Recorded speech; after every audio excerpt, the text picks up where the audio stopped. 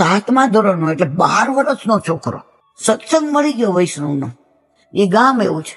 એને નક્કી કર્યું બ્રહ્મ સંબંધ તો પેલા આપણને દઈવડાવી દેતા, હવે એ કે નાનપણમાં તો દઈ દીધું, હવે સત્સંગ વૈષ્ણવ કરે એટલે હું રોજ સત્સંગમાં જાઉં એટલે બધા હસે, આનું ખબર પડે. હવે વારંવાર બધા કે જ્યાં સુધી ઠાકોરજી ઘરમાં ન હોય ને, બ્રહ્મ સંબંધ લીધું હોય ને પણ ભાવ ન આવે, ઠાકોરજી કોણ છે, ક્યાંથી આવ્યા, ઠાકોરજીનું સ્વરૂપ, આપણું સ્વરૂપ આપણે બધું ભૂલી ગયા છે. પણ યાદ ક્યારે આવે?